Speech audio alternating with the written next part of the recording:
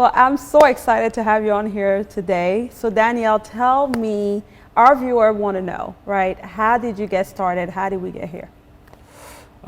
Thanks for having me. How did I get started? It's all passion, all passion. So fashion is something that I had loved all my life, even when I was little.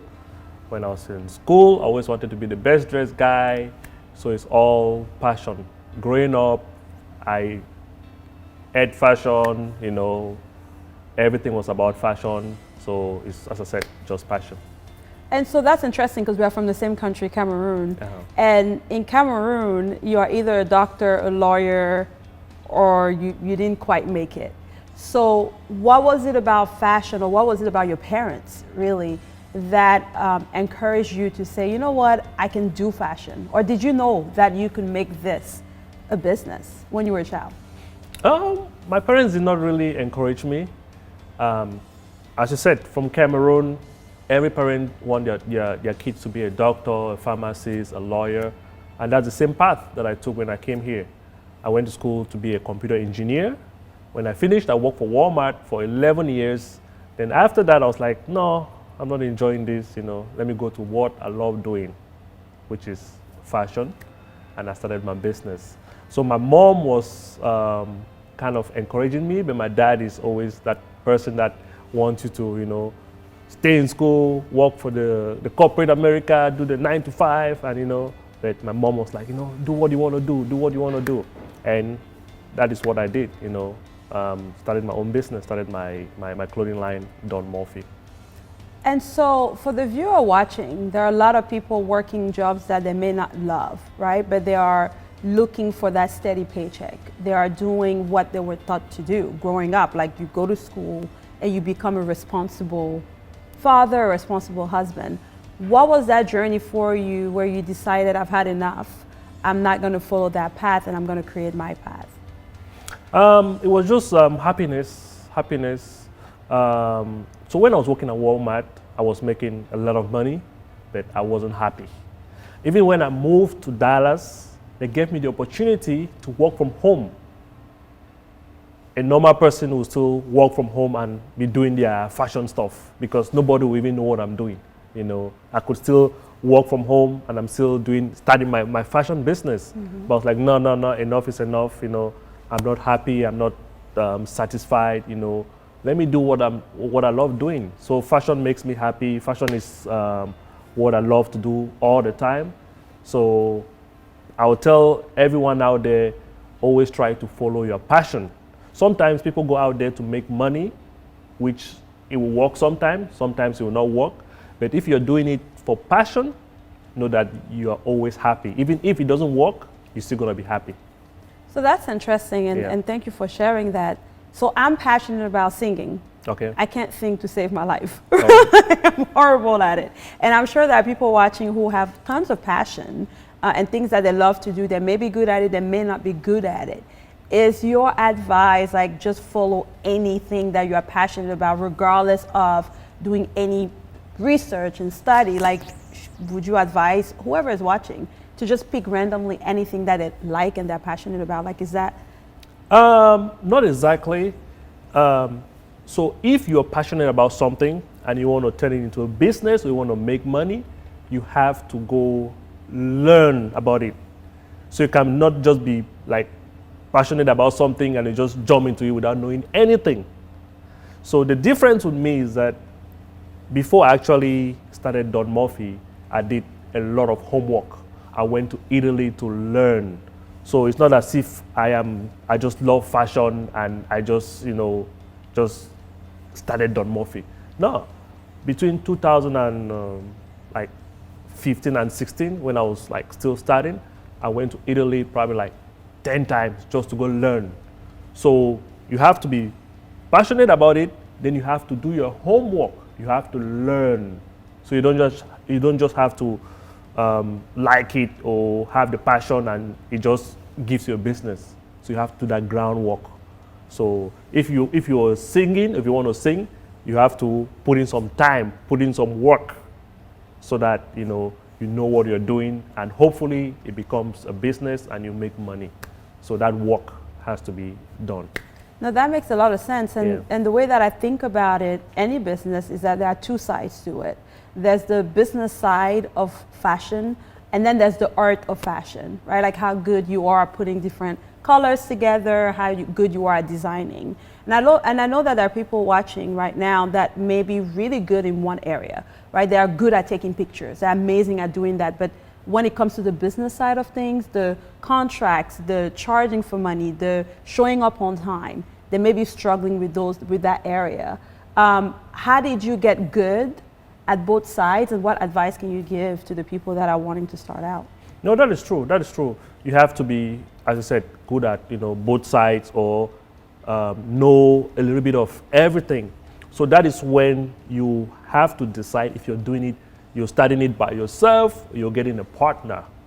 If you realize that you can't do all the different things, that is when you can either get a partner, or you can send it out there to like a company, like a third company that can handle, let me say, the business side or the side that you're struggling. But for me, I had to learn everything. So with fashion, you have, let me say, the photography area, the business side, the website side. So you have all these little pieces. So I took time and I learned. I wasn't perfect in everything, but at least I knew a little bit about the whole picture, like the two sides that you talked about. I knew the business side, I knew the creative side. So if you don't know both sides, you can either get a partner that knows the other side that you don't know, or you try to learn it. No, that's good. Yeah. What would you say was about you that gave you the courage to actually go for it? Because you and I know a lot of people, actually there's a study that came out that said that 80% of people hate their job, and this was like in the US, but they're still going to their job. So just being unhappy is not enough for people to quit their job. People are looking at things like, I have real bills, I have real responsibility, there's no guarantee. What was it about you, your life, your upbringing, when you think back at the gut, right, that it took to say, oh, I'm not happy, so I'm gonna put everything on the line and invest in this dream? I think it's the power of failing at something and still doing it. Some people are scared to fail. Failure is okay so far as you learn from it. If you look at all the rich people, the big like CEOs in the world, all of them have tons and tons of failures. They have been fired at their job, they have failed at several businesses. But what makes them different is they fail, they learn from their failures, then pick themselves up and start again. I did the same thing, even before I had my fashion business, I used to own a restaurant. I used to own a cafe. A lot of people don't know that. And I failed miserably at it. But I learned the three basic things that helped me. The first thing was to know the whole business. I didn't know how to cook. I didn't know anything about restaurant business. The second part was to have confidence about the business. Confidence is so important when it comes to business. And to have that confidence the only way to gain that confidence is knowing your art. Once you know your art, you have the confidence. Then the third thing is have a good team. A lot of times people want to do everything by themselves. You can start a business by yourself, but you need a team to carry on. So those three things that I learned from my failed business, I applied it to Don Morphy, and things are pretty good. How long between the moment, the day you closed shop at your cafe to when you decided to launch Don Morphy? Or was Don Morphy already in progress? No, it was probably like a week after. Not a week? Seriously? There's no way. It was a week after. And so the worst thing in this world is to do something that you don't like to do and you fail at it. Because when I was starting the cafe, it was all about money. I want to make money. I didn't like it, but I thought it was money that I'm going to make. So when I failed at it, I was so disappointed in myself because it's not my passion. I hated it.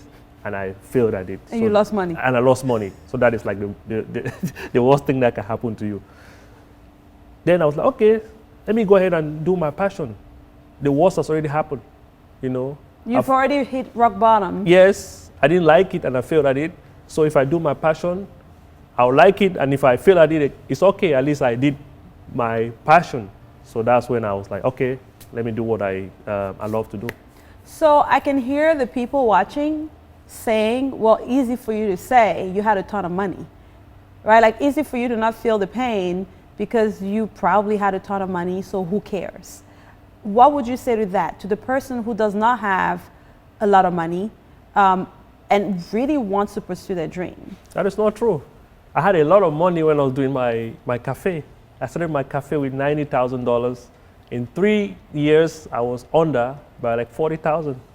I started Don Morphy with zero, but today my business is flourishing. So it's not about money. It's not about money. It's the commitment, the knowledge that you have, the passion, and a lot of factors have to add up. So it's nothing to do with money. So you don't need money to, to start a big business. I think that is so powerful, right? What you just shared, not only the staggering amount that you lost in the business. You say you started with 90,000. 90,000. And ended with negative 40. Negative 40,000. That's like $130,000 that you lost that is true. in that business. And 7 days later, yes, after losing $130,000, you decided, you know what? I'm going to start another business. Now I have to call you out on this. With all due respect, I really want you to take us back, because there are people watching right now that it's been a year or it's been 10 years since they tried a little something and it fell and they haven't been able to pick themselves up again. So I really want you to take us back to that night when you closed shop and talk to me about what was it about your support system, because you're married and you have children. What was it about your support system that you even had the nerve to come back to your spouse and be like, well, we lost $130,000, but I have a dream, another one. Talk to me about how that works. Yeah. So I'm lucky that, I have a very supportive wife that, she knows that I'm actually different from her. I'm of a risk taker. She's not. She's the person that wants to, do her 9 to 5 and, be okay with that. So she knew that, I'm that kind of person. And also just the fact that I went from not liking what I was doing, the cafe, and it went like sour. There was nowhere else to go, So the only thing that, since I told her that I'm doing now the fashion business, so let me take you back. Before even I started that cafe business, I actually wanted to do my fashion business. And the reason that I started the cafe business was because I was in Arkansas.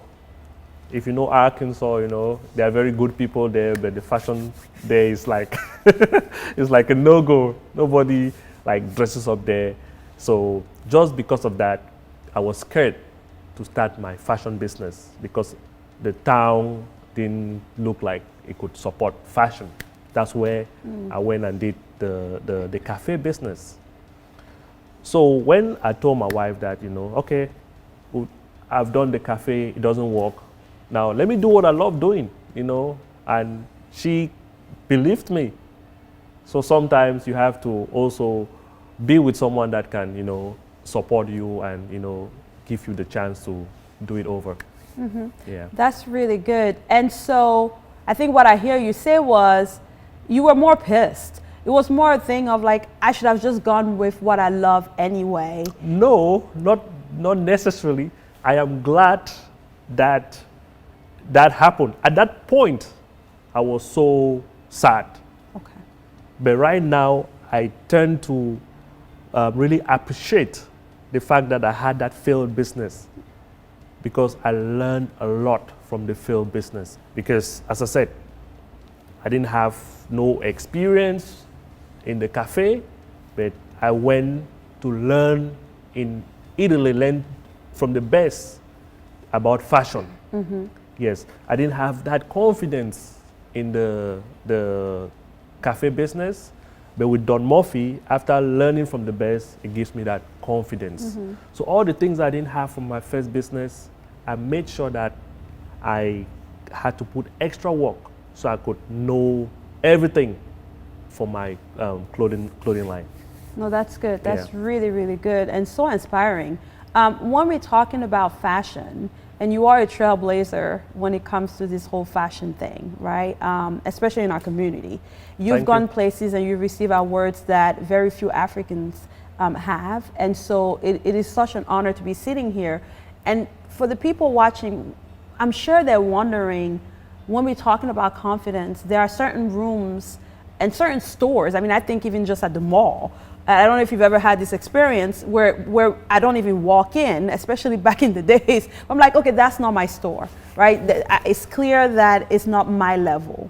And there are rooms that you've entered, even before Don Morphy was what it was, where you shouldn't have been at those places, yet you were there. Where did you find the confidence before the brand had a name? Because it's easy for now, everybody knows Don Morphy, right? But at that time, when you are just starting out, you had this $130,000 failure to even show up in some places where most people don't look like you and I. That is a very, very good question. And I have a great answer for that. So even before I started my business, I knew I love fashion. I used to call myself the fashion guy. I'll go to some small stores at the mall. I'm not going to call names. But when I walked into those stores, just the way the staff would talk to me, like the terms that they would use, it would scare me away. I'm like, you know, that's too big for me. You know, I don't know what I'm doing. Like the kind of terms, the way they call like the fabrics. So I knew that I didn't have no confidence, you know, in that. And the only way to gain confidence is to learn from the best. Once you learn from the best, you're not only gonna have the knowledge, but you have the confidence. Let me tell you, if you're a singer, as you said, if you learn from Michael Jackson, if you go somewhere and you go to a competition somewhere and you don't succeed, in the back of your mind, you'll be like, I didn't succeed, but I learned from the best. I learned from Michael Jackson. So when I was starting my business, I was like, where can I learn from the best?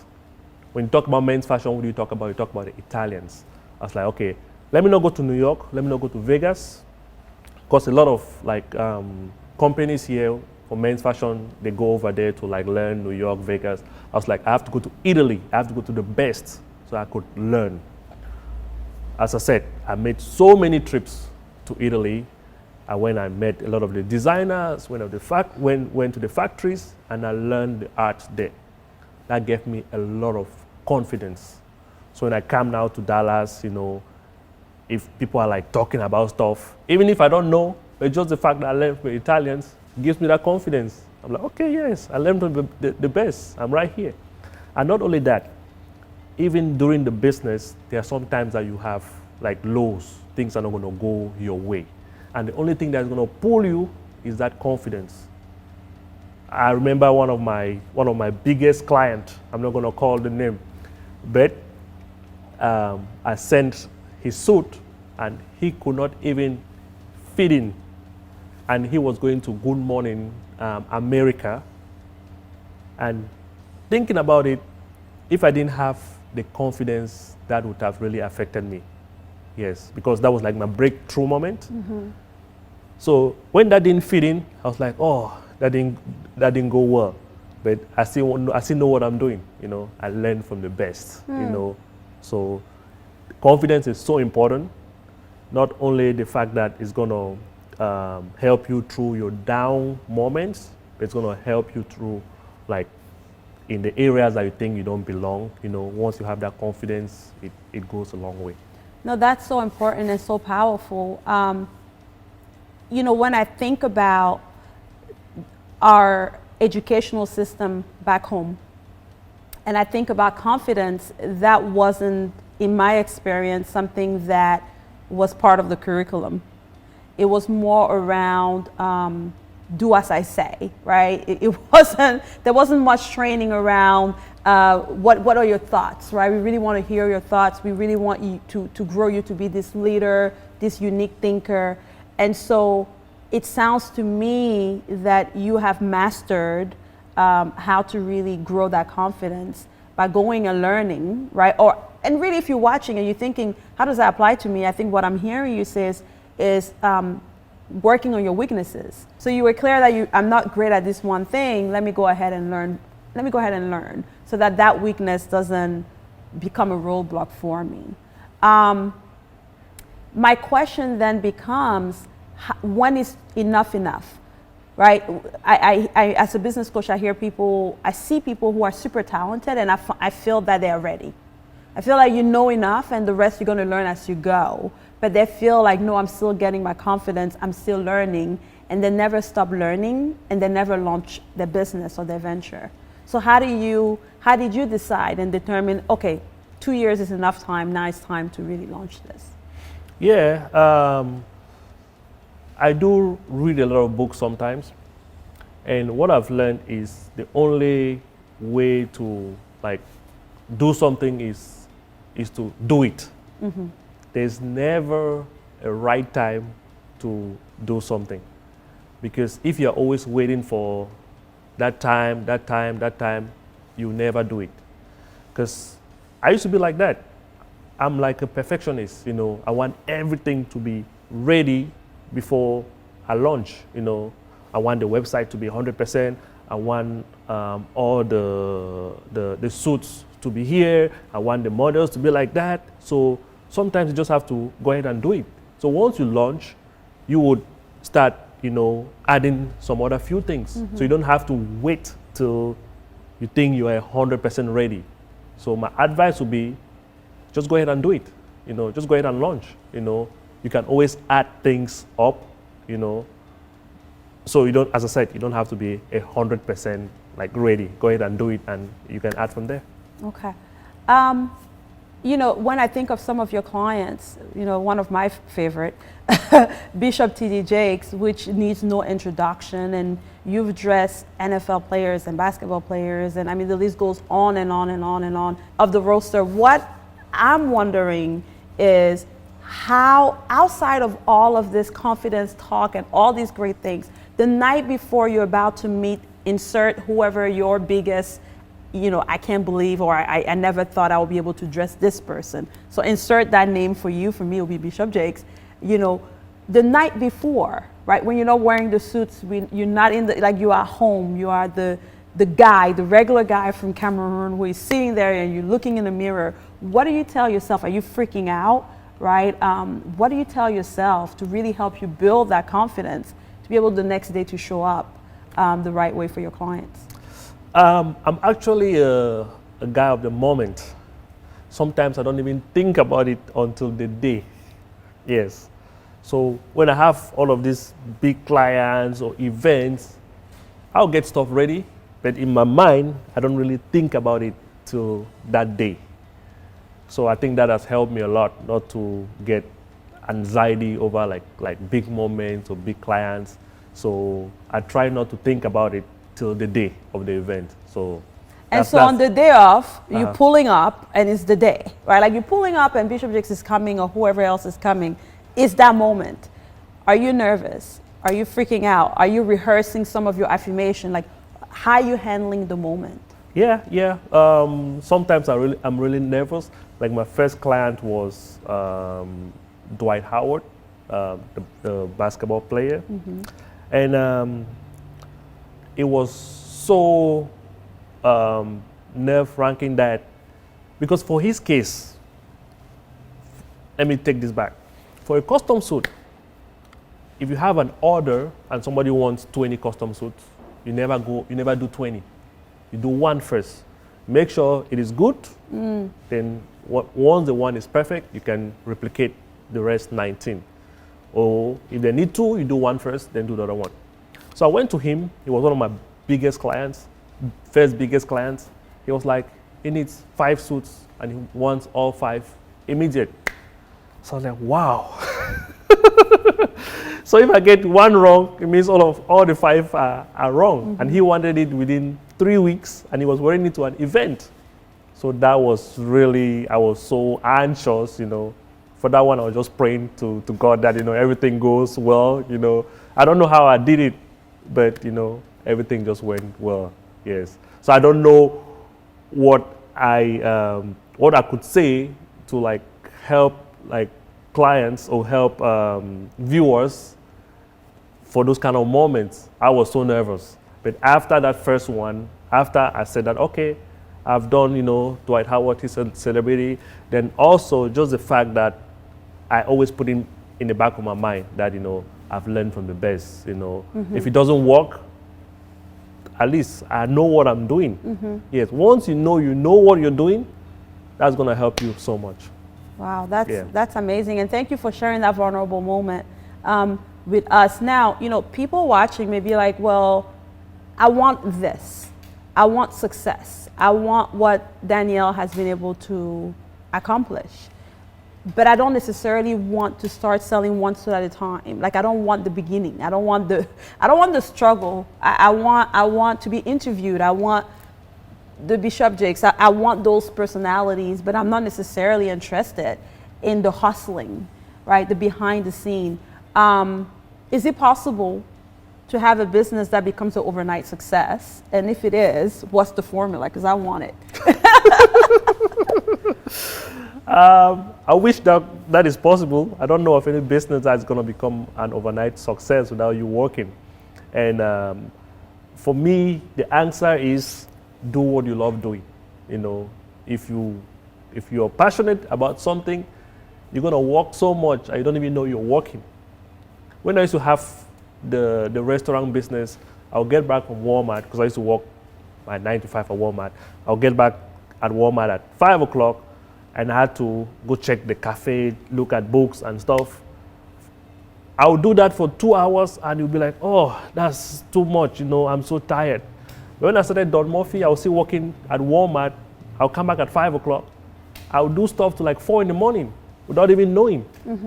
I just loved it, So what I'll tell everybody is there is no way you can not put in that work. The only way to get past that work that people are scared about is to do what you love doing, because you won't even consider it work. Some days here I work even 20 hours a day. I don't even know, I don't even know, because I'm just having fun. I'm just doing what I love doing. So for me, it's not like work. Yeah, so my answer to that is, if you can do what you love doing, that's going to make it easy. But you always have to put in that work. There's no business that's going to bring you that overnight success without work. That's so powerful. I'm wondering, what do you think your special power is? And let me explain what I mean by that. There are a lot of people that I know that have started or tried this line of business in fashion, whether that's trying to make t-shirts or custom, and they've failed, right? It's a very difficult industry to be successful at. When you really think back at your career, right, what do you think the differentiator was for you? I think mine is the attention to details. Because if you look at my brand, if you look at me as a person, I'm very detailed. So for a business, for example, custom suits, or suits in generally, if you look at a suit online, almost all the suits are the same.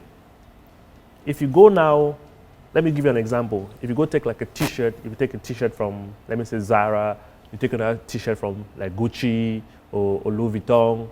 If you take it out of the box and you hold it in your hand, the t-shirts are the same. The only difference is when they are in the box, the packaging, the attention to details. So I think my strength is that attention to details. So for my suit, most of the suits out there, they'll go put a button that is maybe rubber or plastic. But me, I'll go put a horn button. My packaging is extra.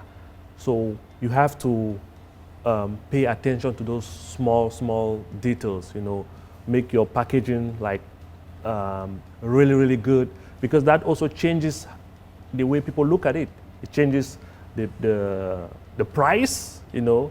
Sometimes just the way you package your stuff, it can even turn your suit from a $100 suit to an $800 suit. Just that packaging, just the details. So those small details really, really helps. No, that's important, and that, I mean, I've never thought about it that way, that outside of the box, a t-shirt is a t-shirt, that's a t-shirt, and the importance of that. And I'm trying to really think about the viewer who is saying, well, I'm not selling products, or I'm not trying to sell products, I'm trying to start a business online, I'm trying to sing, I'm trying to act. And in my mind, I'm thinking, well, you're still a brand, and there's still packaging. You know, the way people look at you. So it's all about, you know, like the viewers, you know, what people like see about you. If you're like a singer, you know, you're still gonna take pictures, you're still gonna do ads, you know. So just make it like really, really like clean, you know, classy, so that attention to details is really gonna change the way people look at you. Okay, no, that's good. Yeah. And so what has been the cost of this, right? We've really talked about the opportunities you've been able to have because of your business, and the amazing, we are at your space and it's beautiful. Thank you. And you know, when people Google you, they see all the great things. What is the cost? What is the thing that people don't see, don't realize, right, around growing a successful brand that you can share with our viewer? The cost is sometimes the failures that people don't see. You know, not everything is, as I said, is never gonna be roses all the time. So, like for me, there are sometimes that, you know, I've done a few like suits that, you know, didn't fit, you know, so that actually like it didn't make me feel good. Then also that the time that you spend, you know, I think that is like the biggest cost, the time that you spend, because most of the time you work round the clock. Even if you're not here at work, you are still at home on your phone, you know, checking social media.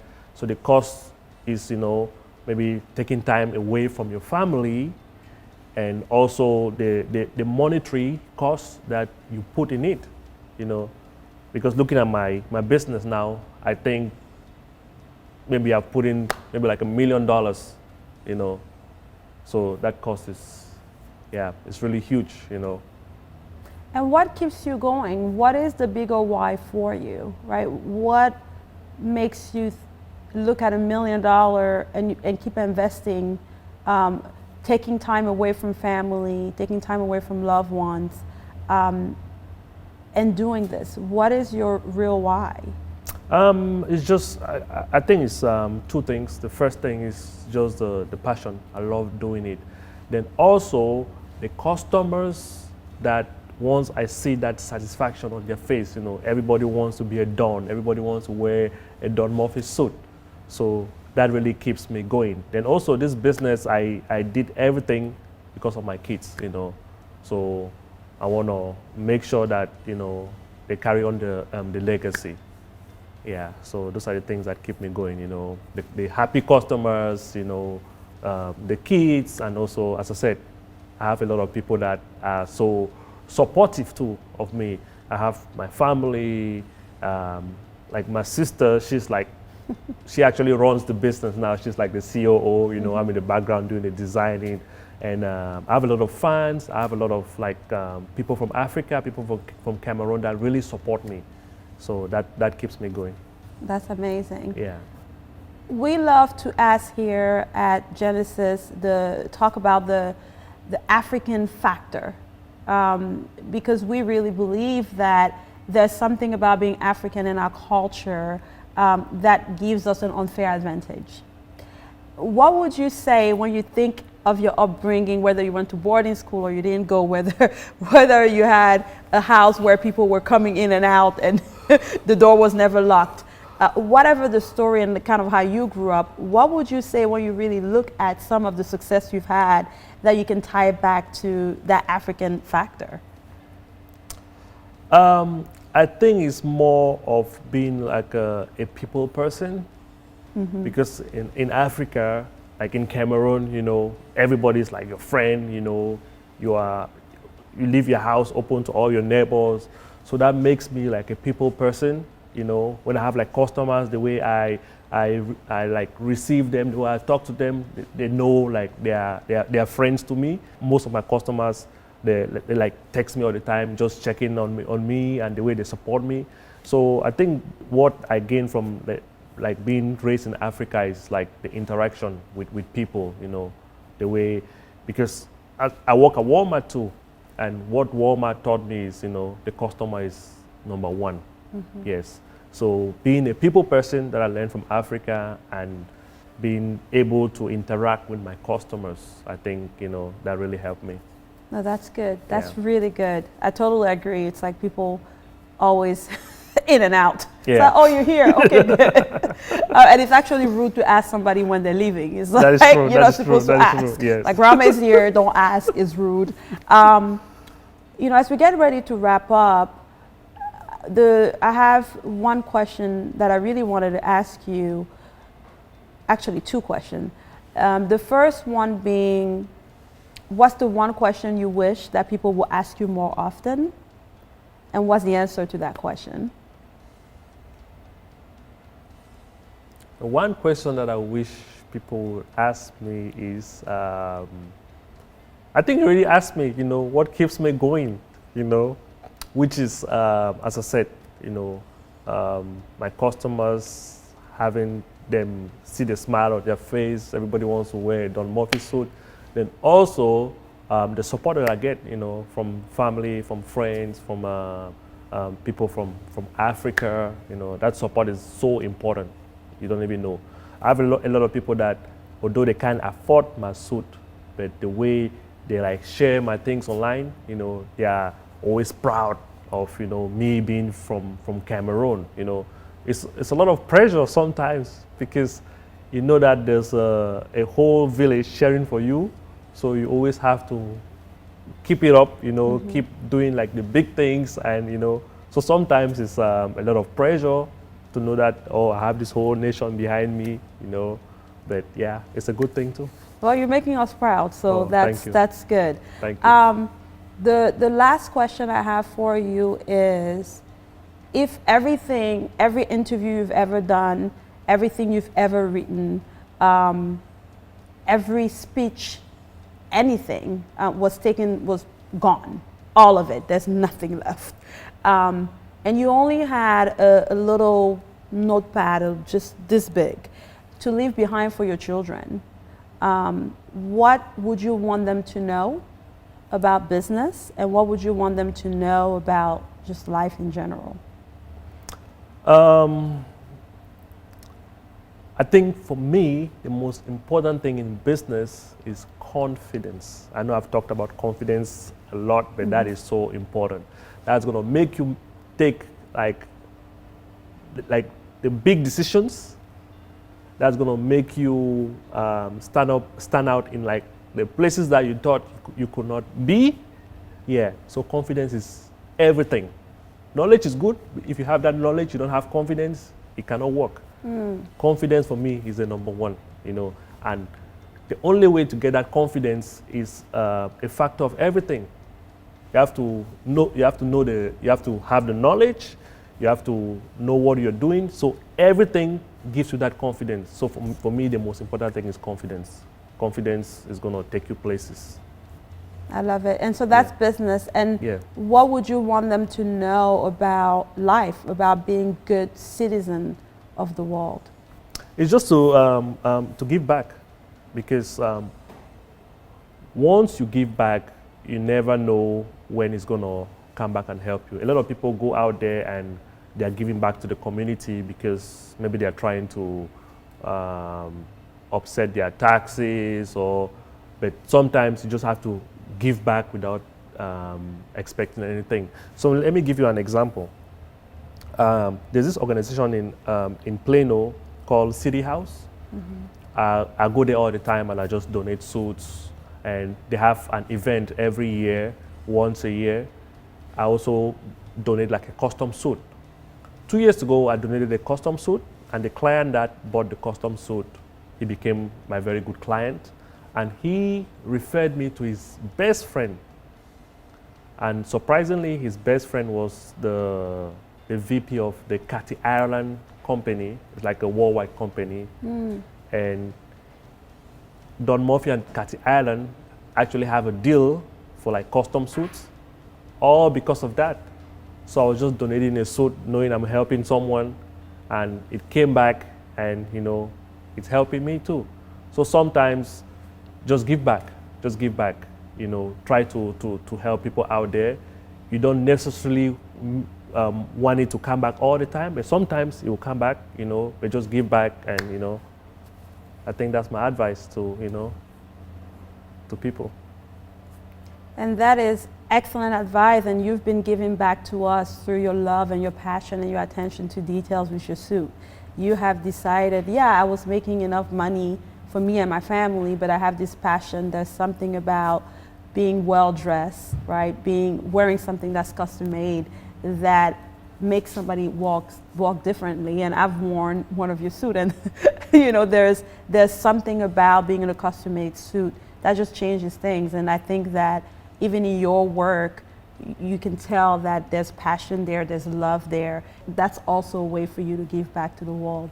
So thank you so much for your dedication to your work, for going to places that most of us haven't gone to, and showing the way and being a trailblazer. And like you said, it comes with its own challenges, but you are wearing it so well, and it's so encouraging to the viewers and to all the people that are looking up to you. So thank you for the interview, and thank you for your time here today. No, thank you so much for having me. I would love to do this again. So whenever you guys want me on the show, let me know. I'll come and share my experiences and hopefully help people out there. Because as I said, I'm from Africa, and the only thing I can do is to help people out there that think they don't belong or think they cannot do some kind of business. So thank you for having me. Thank you.